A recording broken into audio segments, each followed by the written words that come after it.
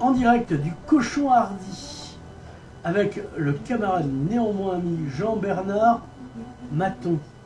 Alors Jean-Bernard Maton, la dernière fois que... C'est parce que tu faisais de la politique, je crois, la dernière fois que je t'ai interviewé. C'est ça? Bien possible. Mais en dehors des heures d'ouverture de tes bureaux politiques, tu t'intéresses à Saint-Jacques. On va commencer par là. Alors il se passe quoi à Saint-Jacques? Parce que moi je me suis embourgeoisé à la Réal. Il se passe quoi maintenant à Saint-Jacques? À Saint-Jacques, les derniers événements, c'est la fameuse déclaration d'utilité publique lancée par la municipalité, avec pour objectif d'exproprier une centaine de propriétaires. Alors il n'y a pas que des gitans propriétaires, non, parce que...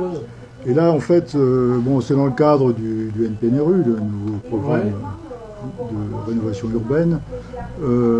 Mais bon, c'est une des... En fait, le NPNRU a été revu à la baisse depuis l'élection de la nouvelle municipalité. Et en fait, ça ne concerne plus pratiquement qu'une partie de la rue Lucia. D'accord. En fait, c'est juste pour la gueule du Belge. Je pense que c'est...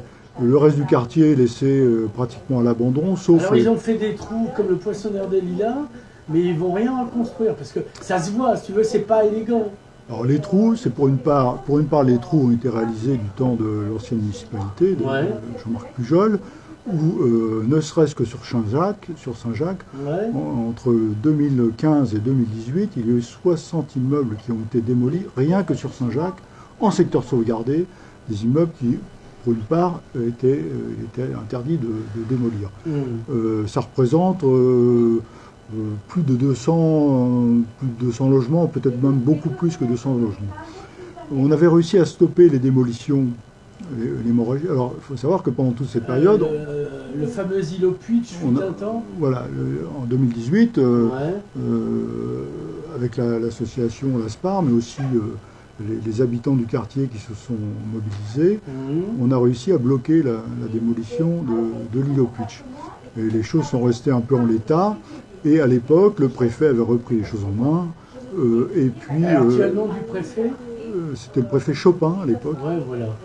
qui avait bien compris qu'en fait, il n'y avait pas de dialogue, il n'y avait pas de discussion avec les habitants. Rasez-moi ce village et de près. Voilà, et donc il avait pris conscience de la réalité, il avait repris le dossier en main et il avait engagé sous couvert de l'ANRU, mais avec des personnes extérieures à l'ANRU, il avait organisé donc des tables rondes, des ateliers où on avait beaucoup travaillé sur le devenir de Saint-Jacques, la reconstruction. Est-ce qu'il y a des traces de ça écrites? Oui, il y a des dossiers qui n'ont jamais été publiés, mais oui, il y a des dossiers. Est-ce que c'est publiable? À ton avis, il y a un intérêt? C'est l'historien qui parle, tu vois, que le grand public ait accès à ça pour comprendre les mécanismes de tentative et qui finissent... Oui, on pourrait écrire un bouquin là-dessus, hein, sur l'absence de dialogue ça, c'est le département. Et la façon dont on a démoli toute une partie de Saint-Jacques. Et pendant cette période, on n'a rien reconstruit. Et puis les choses sont... Il y a des grands trous comme ça. Il y a eu les élections municipales et les choses ont été un peu remises à plat. Et dès que M. Alliot a été élu, on est passé de... Alors que Pujol annonçait 100 millions de crédits pour Saint-Jacques. Dès que, quelques mois après que le nouveau maire a été élu, on ne parlait plus que de 70 millions. Alors on ne sait pas où sont passés les 30 millions qui manquent. On appelle ça l'évaporation. C'était une évaporation. Et ensuite, ils ont soi-disant retravaillé et on a réduit en fait le périmètre, qui n'est même plus un périmètre, c'est plus qu'une rue, une partie de la rue Lucia, concernant le NPNRU. Donc, mais est-ce qu'ils vont faire des trous encore? Le problème... Parce que de ce que j'ai vu du NPNRU, c'est les destructions. Ça a été des destructions. Là, on commence à reconstruire l'îlot Puitch, qui a été démoli par Alliot, hein, parce que en fait Alliot s'était engagé auprès de la population de Saint-Jacques. Alliot, je te plaît. C'est pas parce que tu n'aimes pas les fascistes qu'il faut dégoûter les autres. Le maire en place. Voilà. Donc le maire en place a, malgré les engagements qu'il avait pris vis-à-vis de la population, a quand même démoli l'Inopus, donc cet immeuble, qu'il a rasé, soi-disant, parce que ça risquait de s'effondrer. Et ensuite, il a démoli les HLM Pétriu, 24 logements qui étaient en très bon état. Oui, c'était neuf.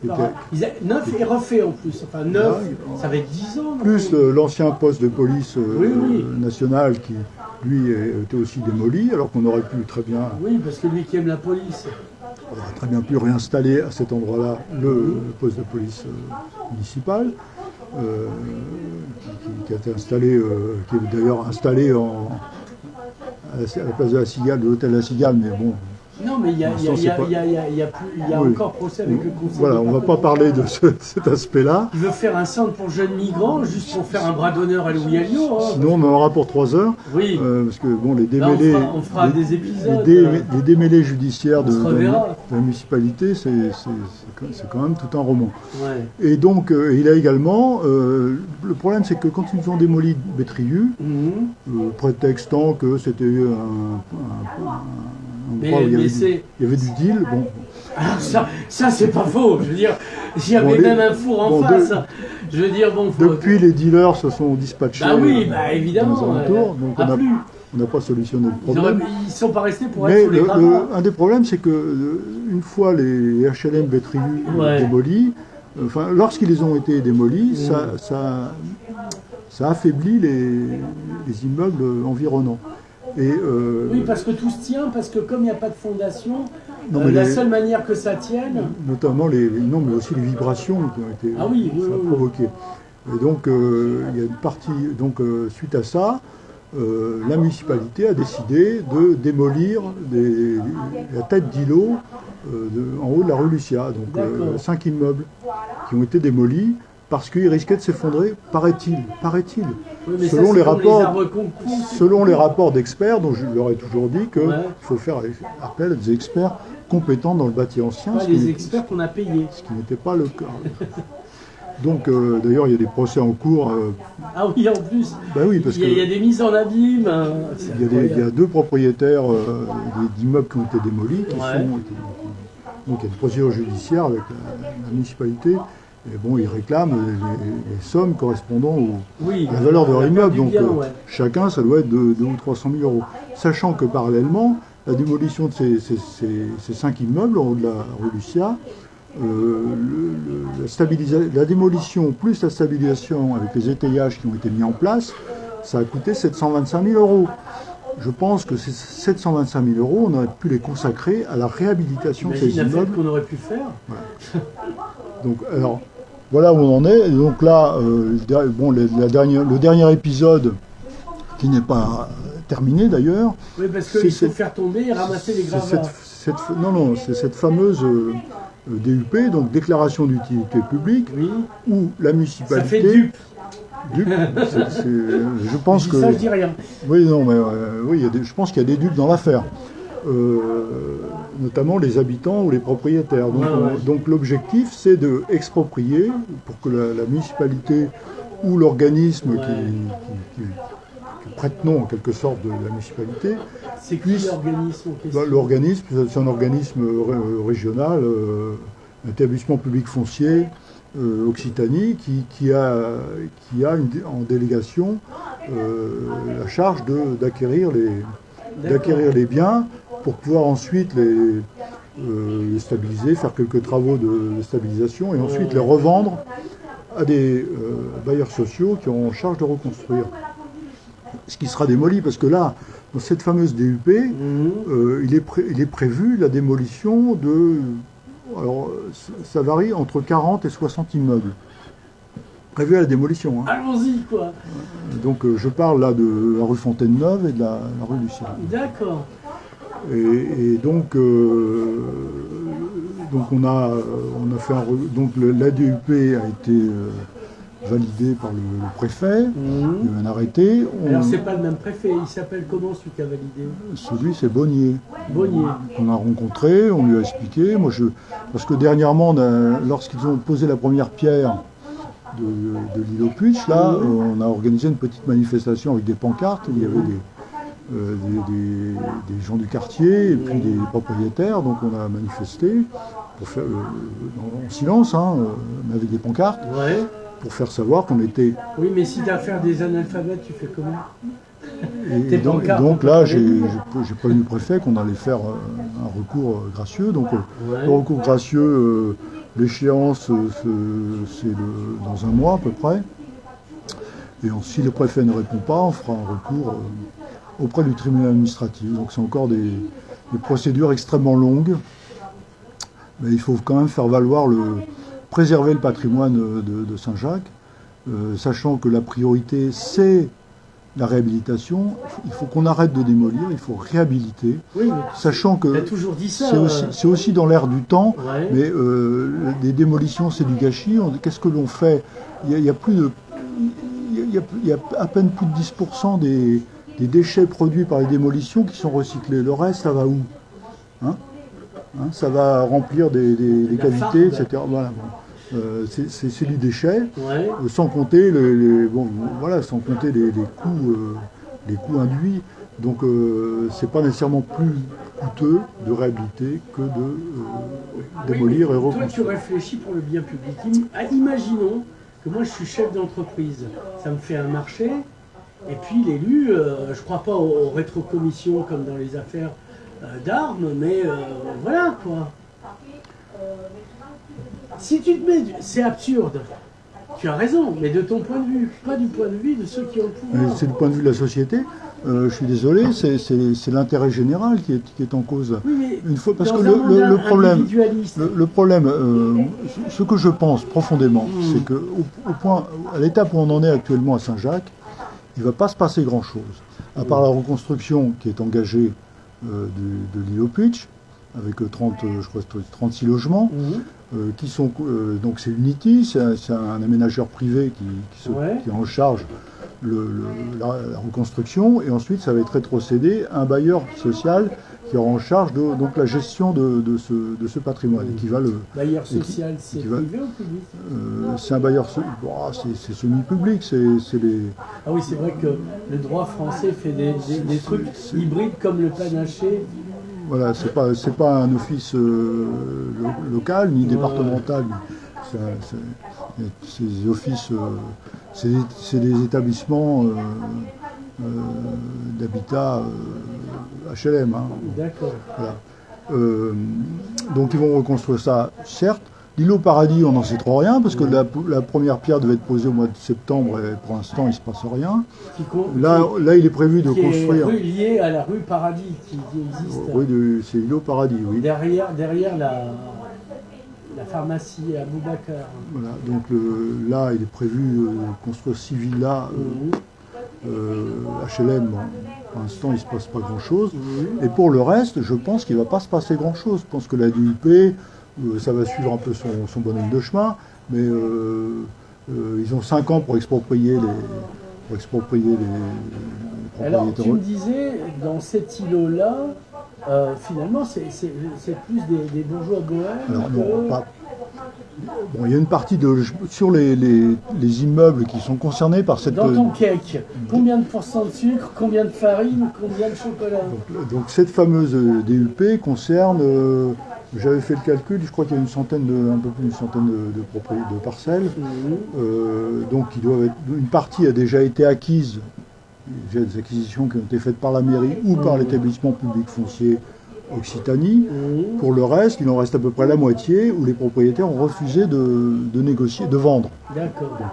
Donc ceux-là, s'ils refusent toujours de vendre, on va les obliger à vendre, donc on va les exproprier. C'est l'objet de la DUP. Si on fait une DUP, c'est pas pour rigoler, c'est pour effectivement exproprier les gens. Oui. Donc, c'est pour ça que ça s'appelle DUP. Alors, on nous parle de...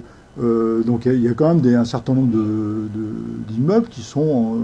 d'appartements qui sont sont en bon état. C'est le cas, par exemple, d'un des immeubles de la rue Lucia. Et là, qui ont été refaits. Et là, là, ce qui est prévu, c'est de récupérer donc ces bâtiments, de les réhabiliter. Là, en l'occurrence, c'est soit démolir, reconstruire, soit réhabiliter. Pour l'immeuble dont je parle, là, dont les habitants ne sont pas des pauvres, ce sont des couches moyennes, où il y a une relative mixité sociale. On cherche quand même à ce qu'il y ait de la mixité sociale, il faut éviter de faire des ghettos. Et là, en fait, on va exproprier ces gens pour faire de l'ultra-social. Moi, je suis pour le social, mais à un moment donné, il faut se poser la question sur la façon dont la ville... À part dans le rancio, la concentration, c'est jamais bon. Voilà. Bon. Et donc, on en est là. Il va y avoir des procédures en cours. Bon, les propriétaires, une partie sont mécontents, ne sont pas d'accord.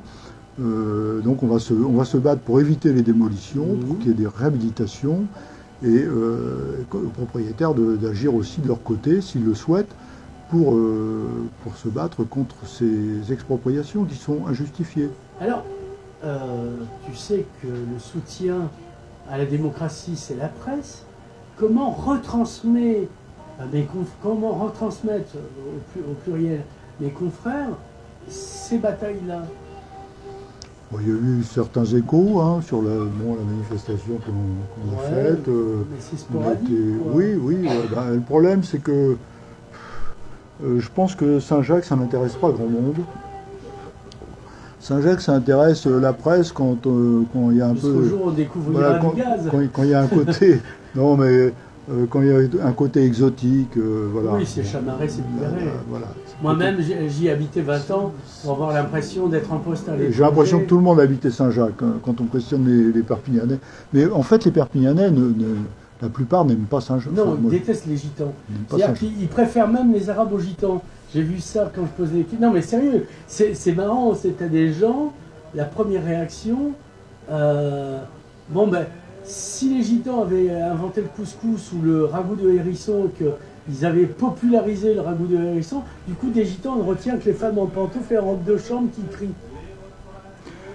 Enfin bon, pour finir sur cette affaire de Saint-Jacques, je pense que le maire, la municipalité actuelle, ils vont être... pour eux, ce qui compte, c'est le signal qu'ils donnent qu'ils auront fait quelque chose que n'a pas fait le prédécesseur, c'est-à-dire qu'ils auront reconstruit l'île au Puitch. Je ne suis pas certain d'ailleurs que la reconstruction soit terminée dans les délais, mais on verra bien. Donc ils vont, en plus ça va poser... Et ça va se battre pour l'attribution des 36 logements aussi. Bon, donc il va falloir définir quand même des critères d'équité, etc. Bon, comme d'habitude, si on se connaît le du blé, ça va faire des... Et en fait, les 36 logements reconstruits, c'est une goutte d'eau par rapport aux centaines de logements qui ont été démolis depuis 2015. Combien tu me dis en tout, ça serait à peu près? Là, on doit être. C'est difficile de faire j'ai pas fait le calcul. Non, mais on en est on en est à une soixantaine sur Saint-Jacques uniquement. Je parle pas de Saint-Mathieu. Sur Saint-Jacques uniquement, entre 2015 et 2018, il y a eu 60 immeubles démolis. On peut compter en moyenne au moins 3 appartements, voire 4 par immeuble. Et depuis que Louis Alliot est en place, il a démoli, lui, une vingtaine d'immeubles, pas loin d'une vingtaine d'immeubles, sachant que, ne serait-ce que Bétrieux, il y avait 24 logements. Donc voilà, on en est encore là autour de 300 logements en tout qui ont été démolis. Là, on en reconstruit 36. Alors, tous ces gens qui ont été expulsés. Tu sais où ils ont été recasés? Ça a été dit? Je sais pas trop. Non. Je sais pas trop. Non. En fait, sachant que parallèlement, il y a quand même sur l'ensemble de Saint-Jacques, il y a une situation, un état sanitaire de la population qui est préoccupant, mais il y a surtout il y a aussi un état sanitaire du bâti qui est extrêmement préoccupant. Et là, si on ne fait rien, c'est ce que je crains, si on ne fait rien, ça va continuer à se dégrader, parce que si les toitures sont percées... Oui, parce que l'eau... Voilà, j'ai eu une fuite dans le plafond de la cuisine, c'est déjà un bordel. Ça affaiblit les structures, et au bout d'un moment, si on ne fait pas... C'est ouvert à tous les vents, si on ne fait pas des travaux au minimum de stabilisation, de conservation, ça va finir par se dégrader. À un moment donné, il y aura des arrêtés de péril, on va démolir, et peut-être qu'il arrivera un moment où on ne pourra plus rien faire. Donc l'urgence, ça on l'a dit et répété au service de l'État, au préfet, à la mairie, on leur a dit que l'urgence, c'est de stabiliser, c'est de faire des travaux pour protéger les toitures, pour éviter les infiltrations d'eau, au moins de stopper les risques de dégradation. Et ensuite, commencer à engager des travaux de réhabilitation, sachant qu'il y a une bonne partie des immeubles, on ne sait pas combien, mais c'est difficile d'avoir la liste. Il y a une bonne partie des immeubles qui sont propriété de la municipalité. On sait, alors, on a peut-être 80 ou 100 immeubles. Comment Émile Zola avait été en gros racheté par la mairie, quoi, à l'époque. Donc, moi, ma préoccupation, c'est surtout ça, c'est que le quartier continue à se dégrader, que la population continue à s'appauvrir, que les conditions de vie se dégradent, continuent à se dégrader, que l'école, ça va pas. Enfin bon. La Mirande. Il n'y a pas que la Mirande. Ah, il y a quoi d'autre? C'est une école catalane mais qui n'existe plus. Oui. Le collège, là. Et surtout les enfants non scolarisés. Ah oui, ça c'est une tradition tu me connais, juste ça. Donc voilà, c'est... Toi tu n'aimes pas Jean-Jacques Rousseau et l'Émile, apparemment. Voilà, donc pour Saint-Jacques, voilà, je pense qu'on a fait un rapide tour. C'est bien, message d'espoir, hein, on peut le dire. Non, mais la France c'est comme Saint-Jacques, donc c'est pas à ce niveau-là on s'inquiète plus.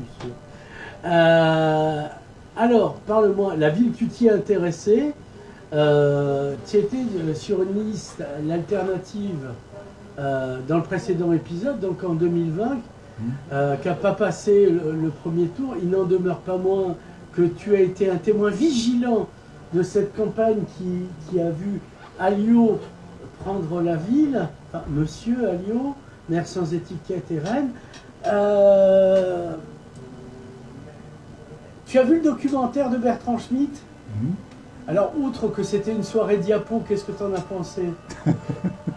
Alors, ça date un peu. Bon, Bertrand Schmitt, à l'alternative, on l'avait autorisé à tout filmer. Donc, alors, il faut savoir que Bertrand a fait 200 heures de film. Il a mis 400 pages de verbatim. Donc, c'est un truc, c'est inépuisable, oui. En fait. Donc nous on l'a autorisé, donc il a filmé tout, il n'y a aucune censure, il a pu assister à toutes les réunions, même les réunions internes de coordination, même quand il y a eu des... On en voit quelques passages, notamment... Oui, sur la fin, oui. Voilà. Oui. Mais bon, moi après le film, ça d'ailleurs je lui ai dit, je pense que bon, c'est un film surtout sur la campagne, enfin sur la vie de deux femmes pendant la campagne, de deux candidats, deux têtes de liste.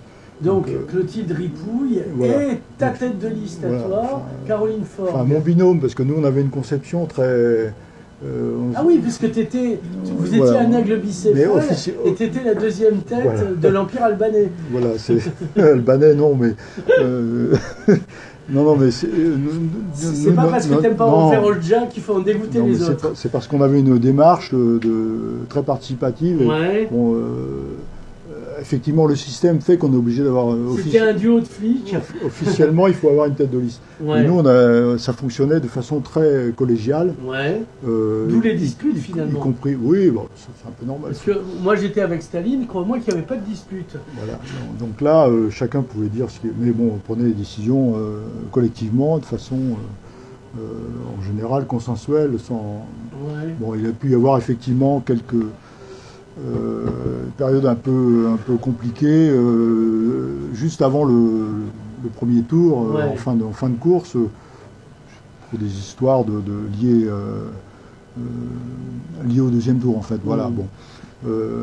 Mais voilà. Donc oui, ça porte surtout sur la vie ces deux femmes pendant la campagne. Et moi je trouve que ça ne reflète pas trop la façon dont ça s'est déroulé et justement l'aspect collectif, participatif, démocratique. C'est quand même été une expérience assez, même avec des, bon, il y a toujours des limites, mais ça a quand même été une expérience assez enrichissante pour tous ceux qui ont participé. D'accord. Et ça ne me transparaît pas. Ça me transparaît. Vous trouvez un budget pour faire un remontage. Voilà, il faudrait, je pense que Bertrand, il a de quoi faire un autre film sur 200 heures de rush. Et qu'il attend. Mais même du point de vue théâtre, moi je rêve de récupérer les 400 pages pour en faire une pièce de théâtre, tu vois. Voilà, faisons une pièce de théâtre. Voilà donc pour l'alternative. Voilà, et alors, finalement, est-ce que tu as rencontré Louis Alliot en vrai, en fait? Je l'ai rencontré, alors je l'ai croisé plusieurs fois, mais je l'ai rencontré surtout dans le cadre de l'association L'Aspar et du collectif Saint-Jacques. On avait rencontré la municipalité il y a peut-être bien 1 an et demi. Ah oui, comme dirait l'ancien président. Alors on devait se revoir. Ça date. Ça date, oui. Il était prévu de se revoir, mais en fait ça sert à rien. Je sais pas. Voilà, les discussions, tout ça, en fait, non, il se passe rien. Non, mais pas plus qu'avec la préfecture. Sauf quand il y a Chopin. Quand on met un peu de musique, tout va mieux. Au niveau de la concertation, on parle toujours de concertation, c'est pas mieux qu'avant. Et dans le rapport de force, en fait. C'est pas mieux qu'avant parce qu'on nous écoute pas, on fait bavarder. Il y a eu quelques ateliers, mais qui n'ont servi à rien, parce qu'en fait, on nous convoquait et on nous proposait de discuter, par exemple, de la création d'un potager rue de l'Anguille, dans l'immeuble qui a été démoli, dont il y a des espèces de cases. Oui. Qui es-tu pour juger le brocoli? Voilà. Donc, plutôt que de... Et dans le même... On nous faisait parler, on nous convoquait pour discuter de l'aménagement d'un potager, alors que dans le même temps, on était en train de démolir les immeubles en haut de la rue Lucia. Donc on a hurlé, évidemment. Mais en fait, il n'y a pas... d'en faire un livre, parce qu'il y a assez de nourriture pour en faire un livre, et je pense que ça serait prétexte à aller dans les médias pour parler du cas d'école de Saint-Jacques. Donc en fait, il n'y a pas vraiment de concertation, ou des pseudo-concertations. On nous a un peu roulé dans la farine, ce qui n'est pas très agréable, parce qu'on a l'impression de... Surtout c'est la poêle après. On perd du temps utilement, ça ne sert à rien, et il ne reste pas de traces. Et on a alerté l'ANRU, justement, sur cette absence, parce que l'ANRU dit toujours qu'il faut qu'il y ait de la concertation avec les habitants, les associations. En fait, c'est du pipeau. C'est du pipeau. Sachant en plus que dès qu'on pose des questions, on n'a pas de réponse. Par exemple, toute une partie des financements de l'ANRU, en fait l'ANRU ne finance pratiquement pas la reconstruction des bâtiments du logement. Ah bon?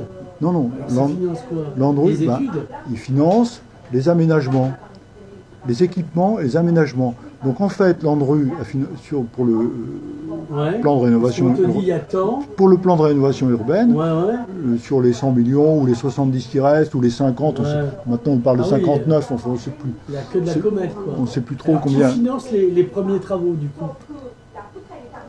Il y a plusieurs, c'est des cofinancements. Hein. Oui. Là, pour une part, c'est surtout les aménageurs. L'aménageur, il est quoi? Là, sur l'île Plus, c'est Unity, avec des subventions, un peu de l'ANRU, mais c'est des subventions spécifiques là. Il y a 1 million, mais c'est spécifique. Et sinon, c'est la municipalité. C'est la communauté urbaine, enfin bon, etc. Il y a aussi un peu le département, la région, mais le gros c'est l'aménageur. Est-ce qu'il y a des documents où il y a des synthèses de ça pour que le grand public ait accès justement? Il y a les permis de construire. Hein. D'accord. Donc alors je sais plus où j'en étais là de. Oui, non mais on avait fini Saint-Jacques, on était passé. Donc effectivement, on allait passer à la prochaine à la prochaine échéance municipale 2026. Si Dieu veut, moi non, juste pour finir, ce que je voulais finir, c'est, oui, ça me revient, c'est sur les financements ANRU. En fait, l'ANRU a beaucoup financé la reconstruction ou la réhabilitation pour l'université en centre-ville. Oui, voilà. Et la voirie qui part de la place Arago jusqu'à la place Cassagne. C'est un peu un détournement. Toute la voirie. Mais non, bah oui, mais c'est. Ça démarre. Donc là, laissé dire ça, je pense que en gros, l'université, ça a dû coûter dans les plus de 30 millions, 35 millions par an. Ouais. On n'arrive pas à avoir les chiffres exacts. Sachant que c'est encore la municipalité qui a payé l'aménagement d'un restaurant universitaire. L'université, c'est pas de la compétence de la municipalité. De la ville, oui. Là, on a beaucoup investi pour l'université. C'était Jean-Marc Pujol qui était juriste, qui voulait laisser sa trace au travers du transfert de ce que Jean-Marc depuis Pujol, on en parlait. Oui, non, mais sa campagne électorale en 2014, Jean-Marc Pujol, l'université, c'était sur la dalle Arago. Oui, sur la dalle. Bon, après, ça a changé. Casser la dalle, d'ailleurs. Après, ça a changé. Après, ça a changé. Ils ont changé d'optique. Bon, l'université en centre-ville, c'est bien. Le problème, c'est que là, on a tout fait pour l'université. Et parallèlement, pendant ce temps-là, qu'est-ce qu'on a fait à Saint-Jacques? On a continué à démolir, on n'a rien reconstruit. Et puis l'université... Et ça, c'est très mal vécu par les habitants. Oui. Les présidents successifs n'ont pas daigné rencontrer les habitants ou leurs représentants. C'est pour ça qu'il y a eu des frictions mécaniquement. Et sachant que il y a des conventions qui sont extrêmement discutables entre la ville et l'université sur le paiement des factures d'électricité, etc. Oui, en gros, ils ne payent rien si mes souvenirs sont bons. Pas la flotte, pas l'électricité. Il y a une convention. Oui, ça coûte cher. Et puis, c'est quoi le retour? Je me pose la question d'ailleurs si c'est pas la même chose pour l'école 42 aux Dames de France. Oui, mais on peut dire qu'on a l'école 42. Voilà. C'est bien. Donc, mais le problème, c'est que... C'est d'autant plus con que maintenant, les intelligences artificielles te codent en Python sans que tu aies besoin de codeurs. Donc on peut les faire piquer à 42. Voilà, donc je comprends la population de Saint-Jacques qui voit bon, c'est assez luxueux, bon, c'est très bien, c'est un peu luxueux l'université. Oui, c'est. Mais parallèlement, dans leur cas, du caviar devant toi, à 2 pas de l'université, là, juste à côté, on traverse la rue et. Mais surtout, t'as les bars, t'as les IPN, et pas 42. Pour éviter que ça se démolisse. Ça, c'est grandiose, c'est l'art contemporain, où se trouve pas loin, où tu as carrément un figuier qui a poussé. C'est fascinant. Donc voilà, oui, on pourrait en dire encore beaucoup sur Saint-Jacques, mais bon, voilà, oui, c'est sans fin comme histoire. Alors, on va parler politique, 2026. On parlait politique, là. Oui, autant pour moi. En plus, je suis tenant de cette doctrine. Tout est politique, vraiment, bref. L'idée, c'est... est-ce que tu penses qu'en mars, on va devoir revoter, déjà, ou on doit attendre 2026 ? Parce que c'est le procès... Oui, non, mais de toute façon, les élections municipales ont lieu, en principe, en mars 2026. Ouais. Sur le problème du procès où le maire actuel risque de devenir inéligible et est obligé où il y a application immédiate de la décision de justice, s'il est inéligible, il est obligé de quitter son poste, son mandat, et donc il y a un nouveau maire qui est élu, mais il est élu par le conseil municipal, il n'y a pas de nouvelles élections. À moins que le conseil municipal démissionne, mais ça, bon, voilà, on s'attendra à tout. C'était bien de le clarifier. Voilà, donc les élections municipales, normalement, c'est mars 2026. Voilà. Donc toi, tu appartiens à une liste ou un mouvement où tu en es. Alors, comment le formuler? Tu es le meilleur pour...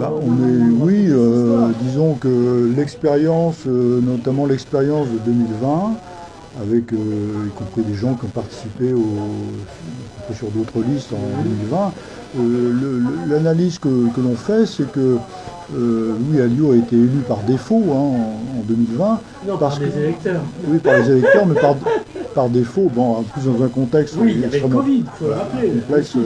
Contexte extrêmement difficile. Ça a failli être annulé, puis finalement non, puis voilà. Mais bon, il a été élu par défaut parce que il est apparu aux yeux de beaucoup de Perpignanais comme le seul candidat crédible face à un maire sortant qui était complètement discrédité. Il faut dire qu'il y a quand même 82% des électeurs qui ont voté contre Jean-Marc Pujol. Il avait fait 18%. Un maire sortant qui fait un score aussi minable, c'est quand même assez rare. Et puis, donc il y avait ça pour le côté droit, et côté gauche et côté centre, il y avait une multitude de listes qui ont fait que on sait bien, les gens, les électeurs, ils ont envie quand même qu'il y ait du rassemblement, qu'il y ait de l'union, etc. Il y a eu l'épisode au deuxième tour où Agnès Langevin, alors que les trois femmes s'étaient rassemblées, a lâché l'affaire. Disons que voilà, il y a eu en fait. Parce que moi j'avais dit, c'est Carole Delga qui lui a dit, comme dans Pulp Fiction, tu laisses tomber l'éponge. Mais j'ai des gens à la région qui me disent pas du tout, c'est Agnès qui a lâché. Voilà, donc la réalité, c'est qu'au deuxième tour, le deuxième tour s'est déroulé d'ailleurs au mois de mois après, voilà, à cause du Covid. Donc en fait, il n'y avait plus que deux listes. Donc, face à Jean-Marc Pujol qui était toujours très discrédité, bon, il n'a pas réussi à. Enfin, le Front républicain, là en l'occurrence, n'a pas fonctionné. Donc voilà. Donc, partant de là, voilà. Le problème à Perpignan, c'est que Perpignan, c'est pas vraiment une ville de gauche. Oui. Bon, elle était de gauche avant-guerre et puis juste après-guerre. À l'époque d'André Marty, mais depuis. Il y a eu des maires radicaux socialistes. Même Paul Albuy, quand il était élu en 59, il a commencé à gauche. Il était CFIO, donc voilà. Bon, voilà, donc, mais il y a quand même, depuis les années 60, c'est une ville gérée à droite, centre droit, avec des épisodes un peu plus. Le premier mandat de Jean-Paul Albuy, c'était plus une société civile, oxygène. Voilà, bon, où il y a quand même un certain nombre de choses qui ont été faites. Et puis il est devenu républicain à la fin. Voilà, bon. Donc le rapport des forces politiques à Perpignan, c'est en gros un très gros tiers d'électeurs qui votent pour les listes d'extrême droite, un petit tiers droite centre, enfin, ce qu'on peut appeler centre, et puis un tout petit tiers à gauche. Donc, de toute façon, être de gauche, comme j'avais demandé à Caroline, non mais sérieusement, des gauches, j'ai posé la première question. Parce que quand j'ai rencontré Emmanuel Weiss à Radio Zygomar, et je l'écoute parler, je me suis dit, qu'est-ce que chaud, tu vois, et je lui pose la première question à lui. Alors, toi, tu vas pouvoir me répondre, Bernard. C'est défendre une politique sociale où il y a de la démocratie. Est-ce que tu défends les ouvriers, par exemple? Enfin, moi, je suis originaire. Non, mais les origines sociales. On est passé, donc il y a eu 83, le revirement des socialistes. Après, il y a 2011, le rapport Terra Nova, on dit les pulassieurs, ils votent plus pour nous, on les largue, et on se figue, etc. Tu as un Mélenchon jusqu'en 17, avant la fin de la guerre, qui a un discours chevènementiste et qui reprend le credo socialiste, disant on ne fera plus rien avec les pulassieurs d'ouvriers parce qu'il en reste, les salariés, etc. C'est la figure de l'autre, l'étranger, pas celui de Camus. Et là encore, pour désormais un grand remplacement qui reconnaît. Oui, alors, de gauche, aussi être pour le partage, enfin bon, le partage des ressources, des richesses. Ouais.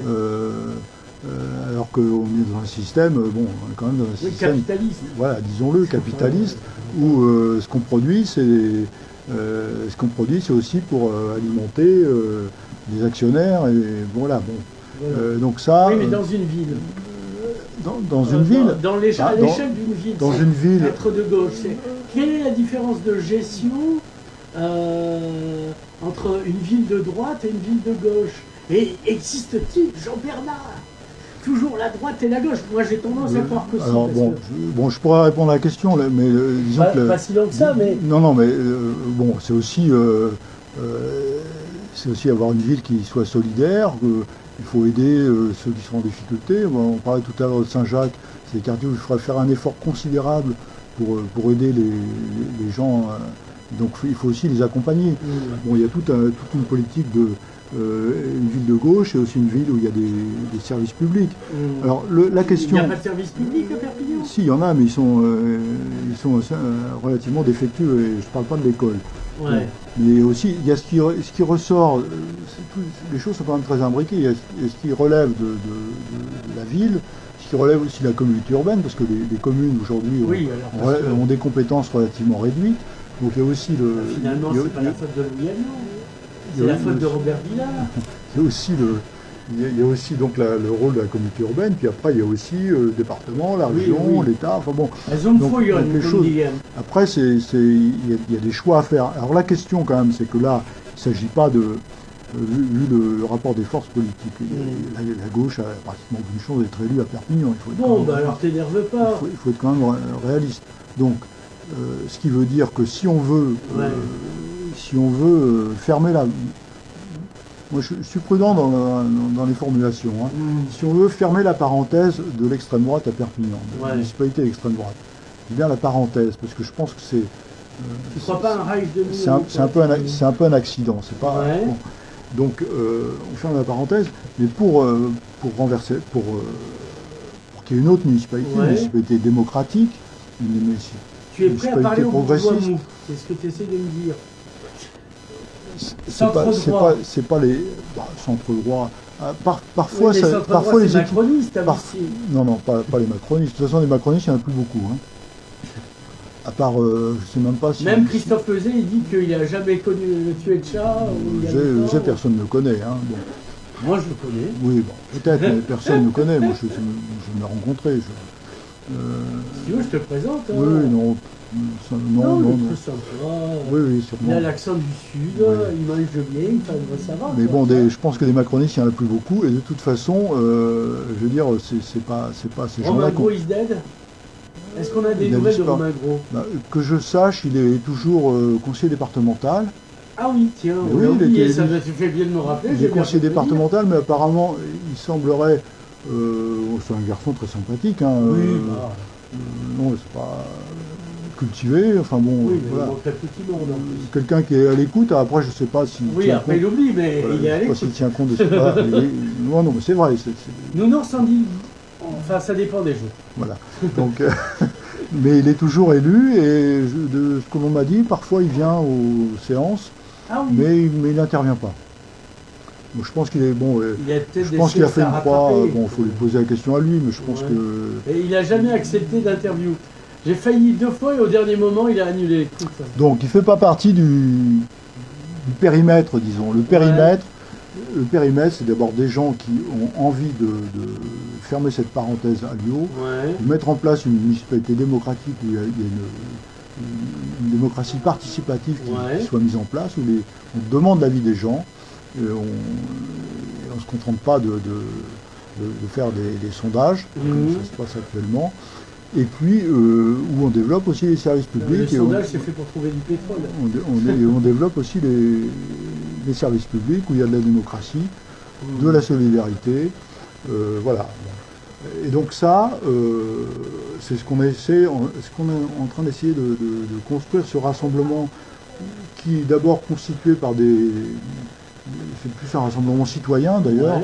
Avec, il y a des gens de différents partis politiques, des adhérents de partis politiques, mais pas seulement, il y a aussi des syndicalistes, des gens responsables d'associations, et puis des citoyens lambda qui ont envie de faire quelque chose. Et il y a quand même beaucoup de gens qui ont envie d'en finir avec cette municipalité des Strandades, parce que ça fait un peu une tâche quand même pour le...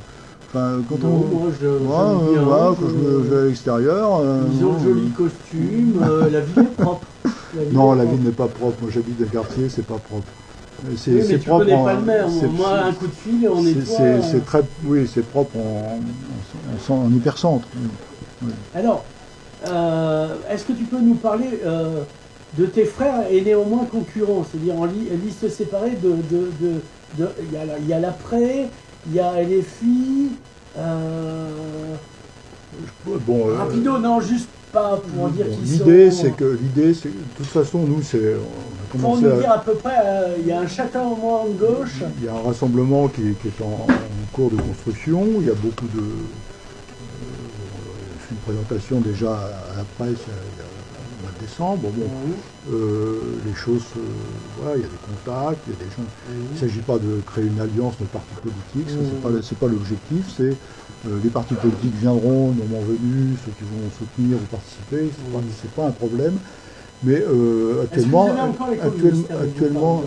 c'est ouvert à tous, voilà. Oui, mais est-ce que les communistes vont pas s'allier aux socialistes et faire une liste entre eux, par exemple, à titre du conseil départemental? Moi, je suis dans la fiction, parce que le reste ne m'intéresse plus. Pas ma connaissance. On va faire la politique.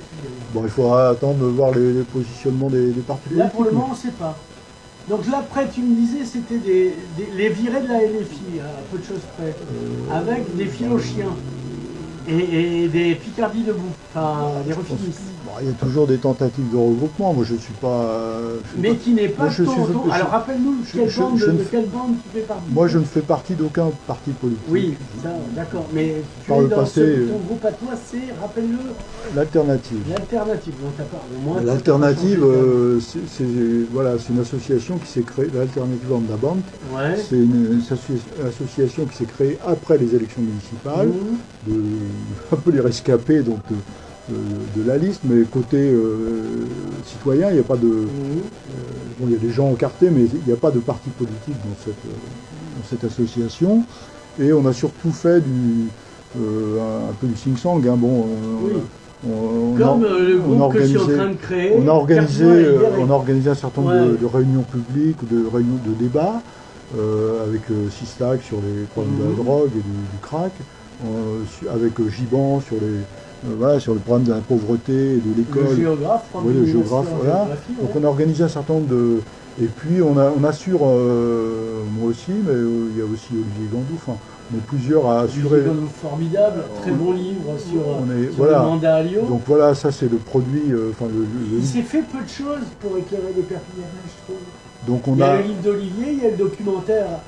Donc on assure un suivi, vraiment, moi je suis tous les conseils municipaux, donc on sait tout ce qui s'y dit, tout ce qui s'y passe, et on s'aperçoit aussi qu'il y a des choses qui se font en dehors des décisions du conseil municipal, ce qui n'est pas très démocratique. Quoi par exemple?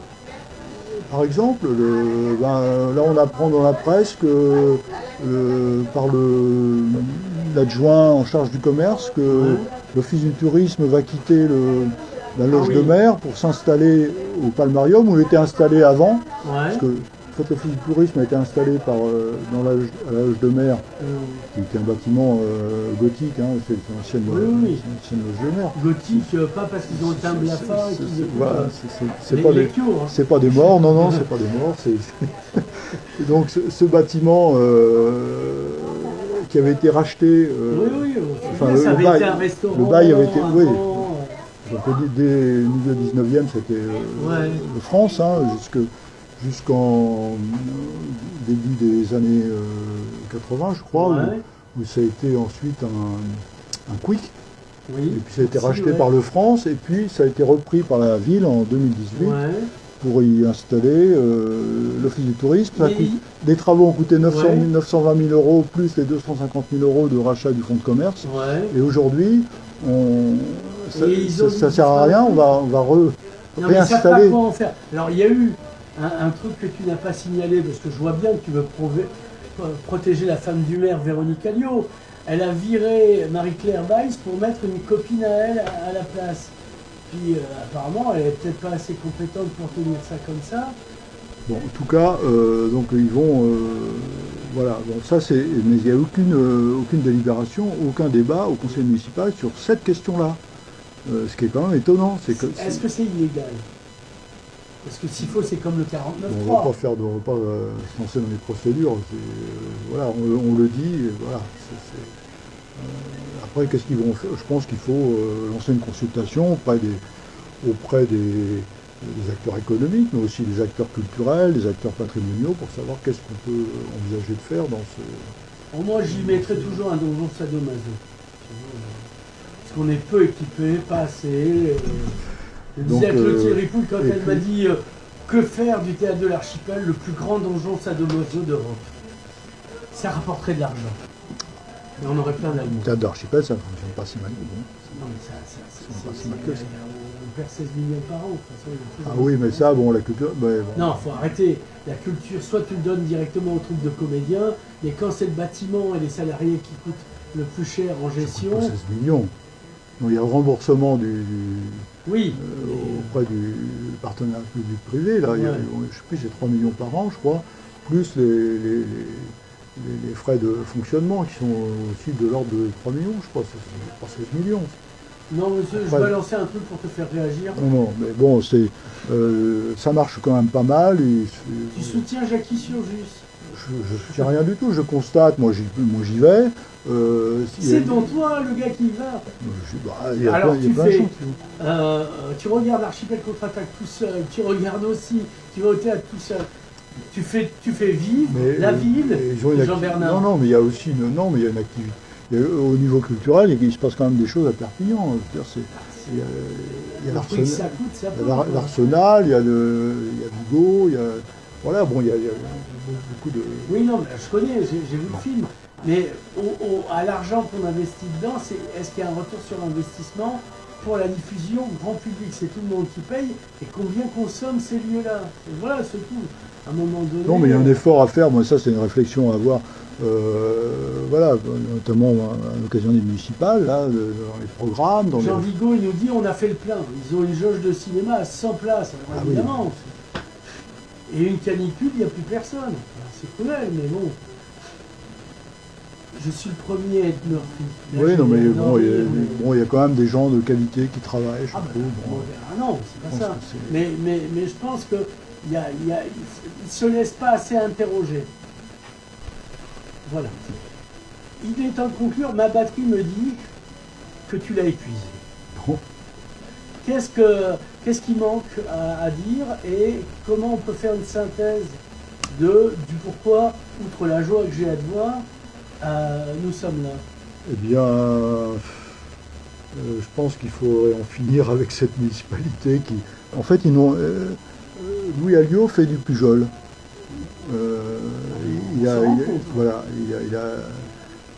Il a poursuivi un certain nombre de projets de Pujol, et puis lui, il n'a pas fait grand-chose finalement.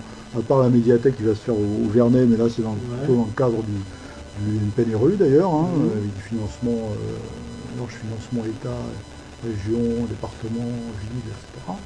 Bon, et sinon, bon, il n'y a pas grand-chose. Au niveau transport, la radio gitane, et le retour des beaux-arts. Ah non, il n'a pas fait. À l'école des Beaux-Arts, c'est tombé à l'eau. Ouais. Donc ça faisait partie des projets de la municipalité. Il suffit de reprendre le programme pour voir ce qui a été fait ou pas en 4 ans. Le programme, il n'y avait pas grand-chose, mais bon, c'était Perpignan en grand, mais là, c'était Perpignan en Radougri. Hein. Non, c'est en grand, mais ça va peut-être devenir en chaîne. Et le grand projet d'aménagement de ce qu'ils appelaient l'entrée de ville, là, donc au niveau de l'archipel, en fait. Hein, le pont Arago, bon, là c'est tombé, là ça tombe à l'eau aussi. On nous dit que peut-être c'est toujours dans les cartons, mais bon, voilà. Donc il y avait aussi un projet de passerelle en face des Halles Vauban, là. Il y avait un appel d'offres, un truc qui servait à rien, mais bon, c'est tombé à l'eau. C'est tombé à l'eau, c'est très bien, mais peut-être que ça coûtait un peu parce qu'il y avait un concours, peut-être des archis qui ont dû répondre et il a fallu les payer. Oui. Voilà. C'est bête, ils veulent faire se payer, alors que la gloire de Perpignan quand même. Voilà, donc rue des Augustins, c'était un projet, c'est une DUP qui a été lancée sous Pujol, donc c'est pas des projets spécifiques à la municipalité, pratiquement, il n'y a rien. Voilà. Donc le niveau bilan, c'est de la gestion à la petite semaine, avec des fins de mois difficiles.